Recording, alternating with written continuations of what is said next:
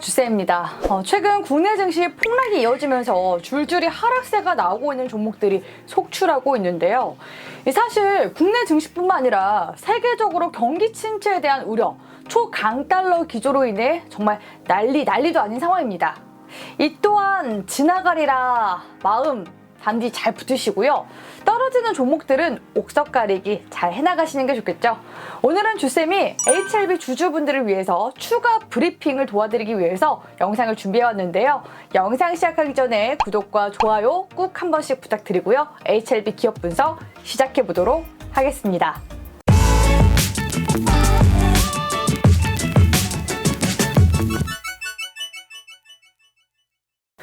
9월 초 유럽 아마케에서 간암 치료제 임상 3상 시험 결과를 발표하면서 4개월 만에 정고점을 돌파하는 흐름이 나와주었던 HLB.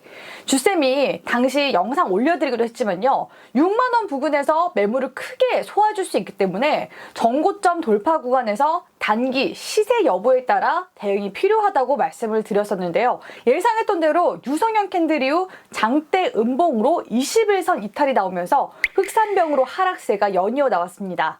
HLB 영상은 꾸준히 제 채널에 한 번씩 영상 업로드 도와드리고 있기 때문에 수익 챙기신 분들도 꽤 있으실 텐데요. 아직 수익 실험 못하신 분들, 또 중장기적 관점으로 매매하시는 분들을 위해서 현 시점에서 어떻게 대응해 나가야 할지 관련 전략 준비해왔습니다.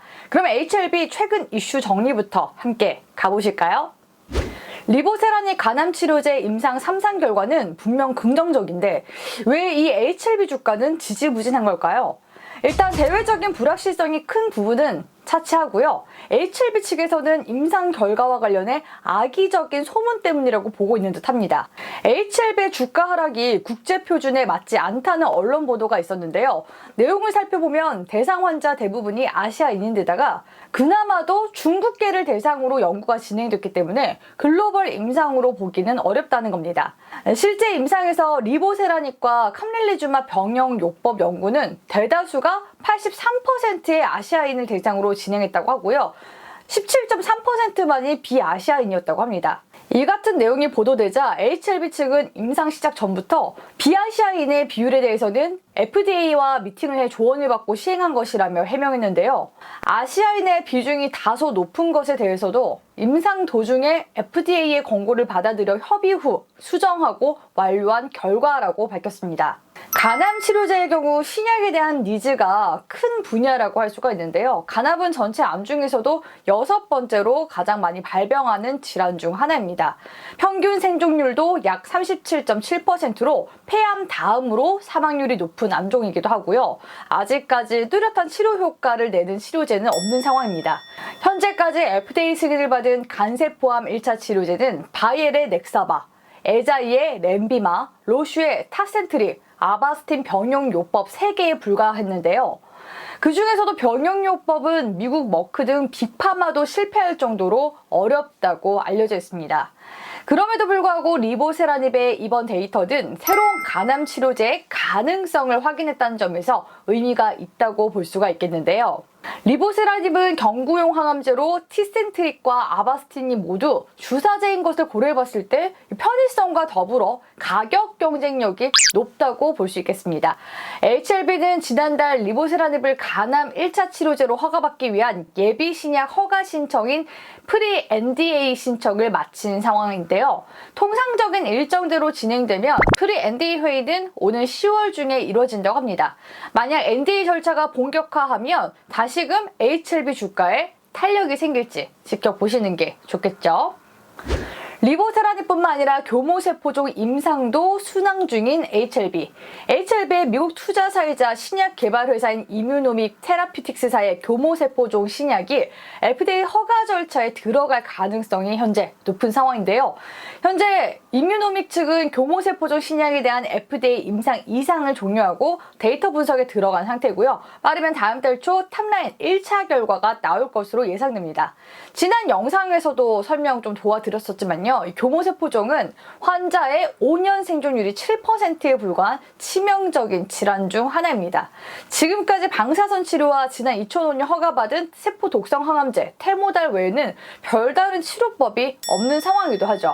교모세포적은 미국에서 암 사망률이 4번째인 악성 종양에도 불구하고 17년간 성공한 신약이 하나도 없었는데요.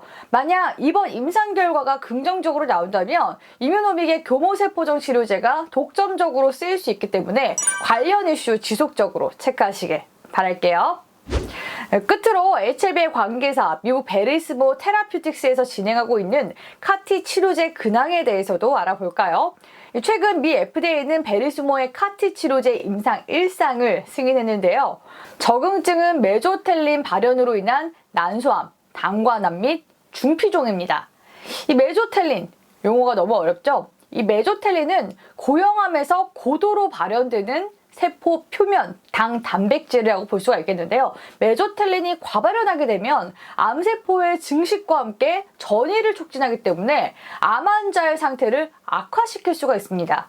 현재 베리스모는 각각의 적응증에 대해 발병 후 5년 생존율이 난소암 49.7%, 담관암 30%, 중피종은 10%인 것으로 추산하고 있어 관련 분야에 대한 카티 치료제를 연구하고 있는 중이기도 하죠. 베리스모는 세계 최초로 승인된 카티 치료제 킴리아의 개발자들이 주축이 되어 설립한 생명공학 회사인데요. 카티 관련 최다 특허를 보유한 펜실베니아대에서 분사한 것이 특징입니다. 이와 같은 배경으로 베리스모는 내년 1분기 펜실베니아대 병원에서 일상 환자 등록을 시작한다는 계획을 밝히기도 했죠. 베리스모는 HLB와 HLB 제약이 지난해 4월 베리스모 지분 30%를 취득하게 되면서 연을 맺게 되었는데요. 올 6월 말 기준 HLB는 9.61%, HLB 제약은 35.24%의 베리스모 지분을 보유하고 있습니다.